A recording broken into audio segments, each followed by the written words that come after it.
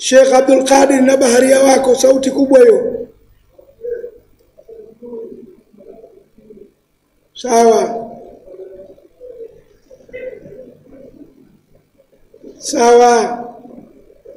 Bangi si chakula, sawa mzee.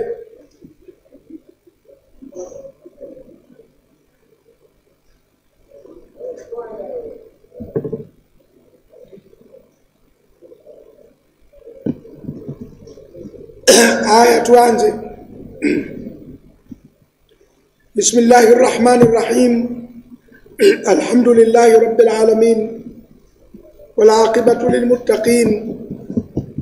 Wala udwana illa 'alal zalimin. Wa nashhadu an la ilaha illallah wahdahu la sharika lahu. Wa nashhadu anna Muhammadan 'abduhu wa rasuluhu.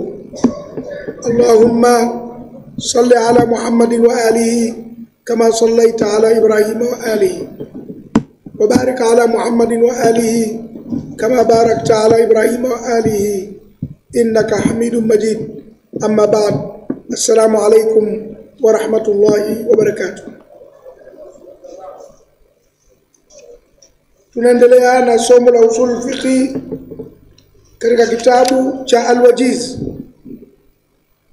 Na leo tunaanza mlango mpya katika ukurasa wa 92.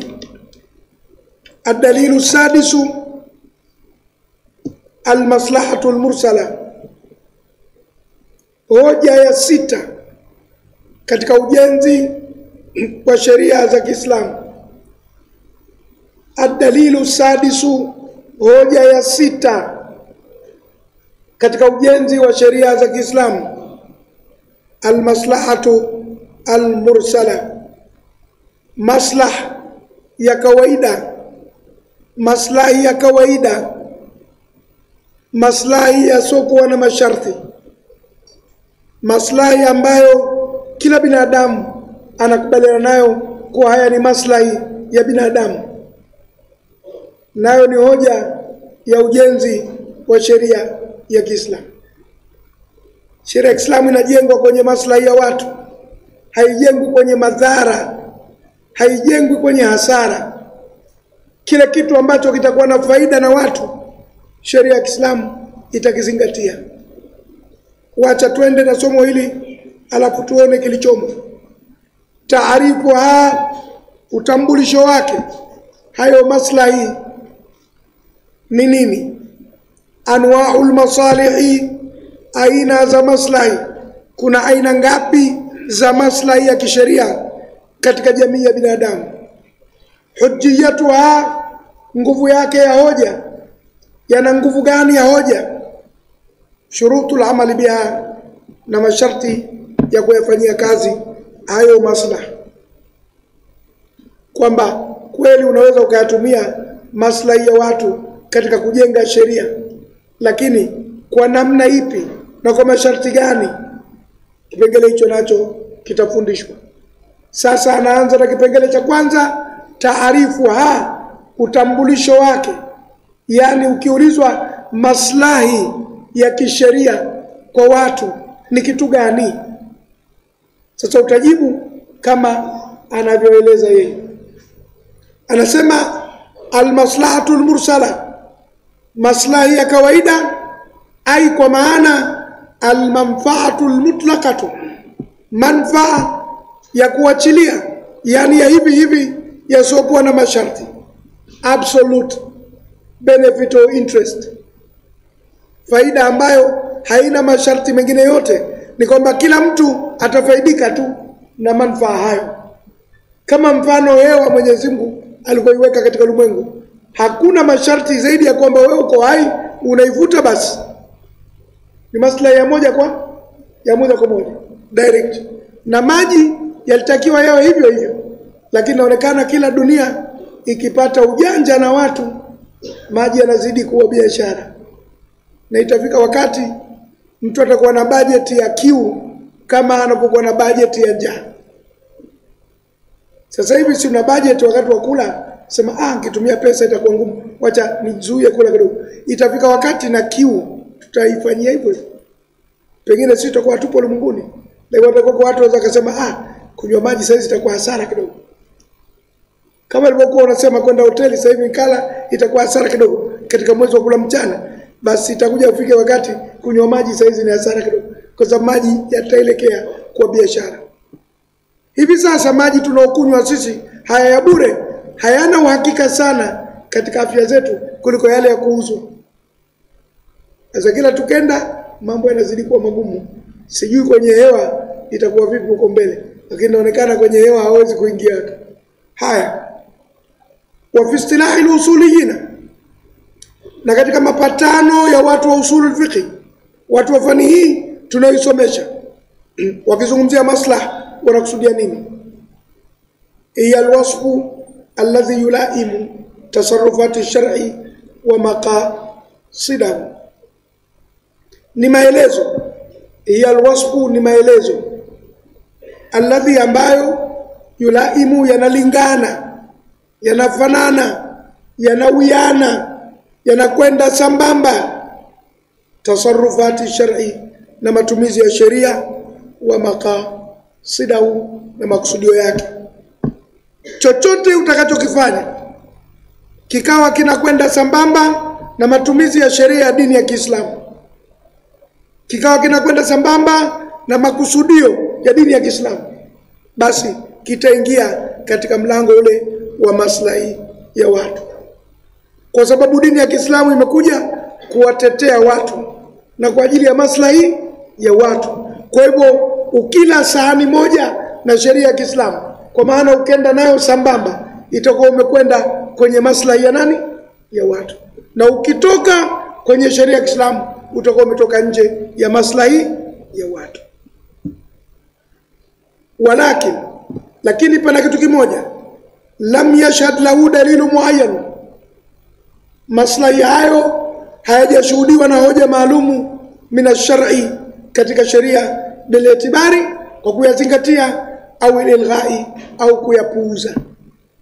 Hapo ndo penye maneno, kwamba tunatafuta aya au hadithi ya Mtume sallam iliyozungumzia maslahi haya moja kwa moja, hatuioni, na iliyoyakataa maslahi haya moja kwa moja hatuioni.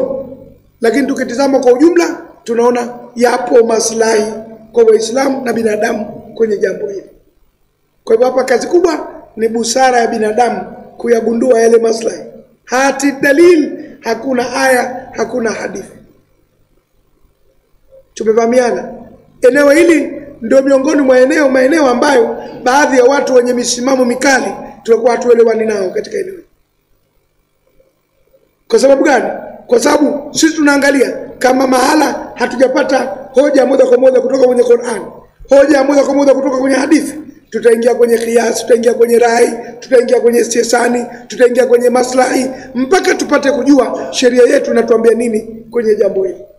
Wenzetu wakishakosa aya na hadithi wanafunga mikono, wamekaa kitako, hawana la kusema.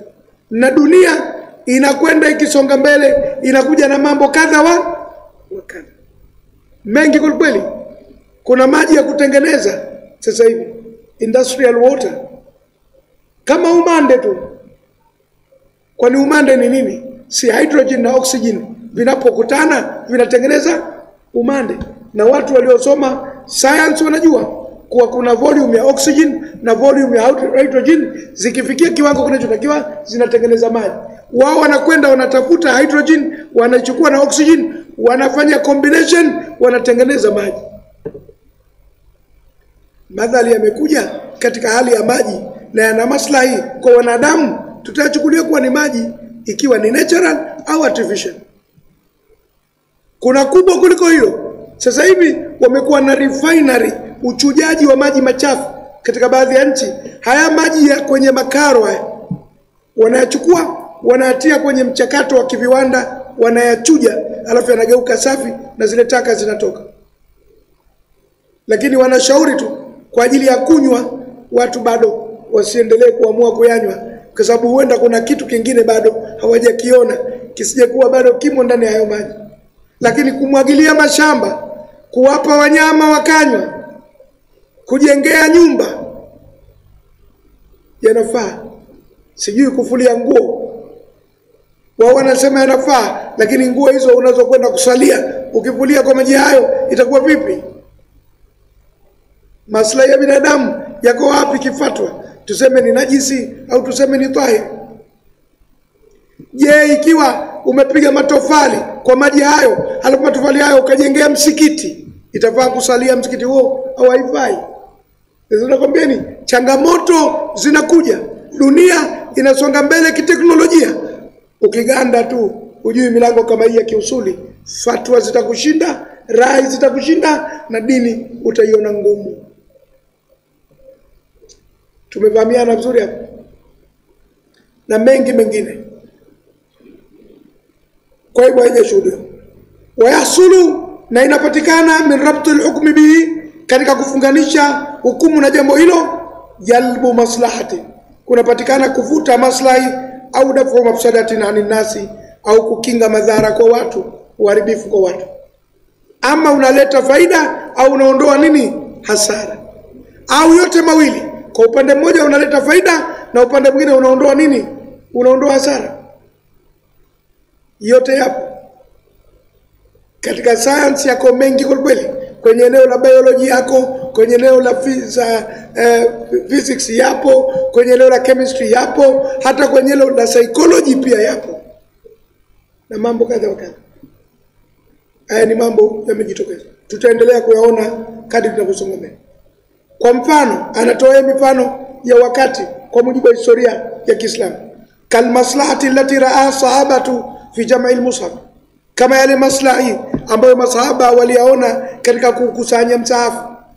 Kwa sababu mpaka Mtume sallallahu alayhi wasallam anafariki, kuna masahaba wengine wamehifadhi Qur'ani, kuna wengine wameandika robo, kuna mwingine kaandika theluthi moja, kila mmoja kaiweka kwa namna yake. Masahaba wakasema, ikiwa tutaendelea kwenda namna hii, tutakuwa na Qur'ani nyingi hapa. Cha kufanya tuitishe kongamano la kila aliyehifadhi Qur'ani na kila aliyeandika Qur'ani, alafu tutengeneze jambo moja tu tunalokubaliana sote kuwa hiki ndo kitabu chetu. Na wakafanya, na imetusaidia kweli, kwa sababu mpaka leo Qur'ani yetu ni hii moja. Tofauti zetu ziko kwenye lafzi na kwenye tafsiri, lakini msahafu ni ule ule. Wasingefanya hivyo, tungekuwa sawa na wale wengine wana Injili ya Marko, Injili ya Mathayo, Injili ya Luka, Injili ya Yohane. Habari ndio hiyo. Tumevamiana. Sisi hatuna Qur'ani ya Abubakar, Qur'ani ya Omari, Qur'ani ya Uthmani na Qur'ani ya Ali. Ingawa wao ndo makhalifa wakubwa, tuna Qur'ani moja tu, kwa sababu masahaba waliona ni maslaha kufanya hivyo, na wametusaidia kweli. Tumeelewana vizuri hapo?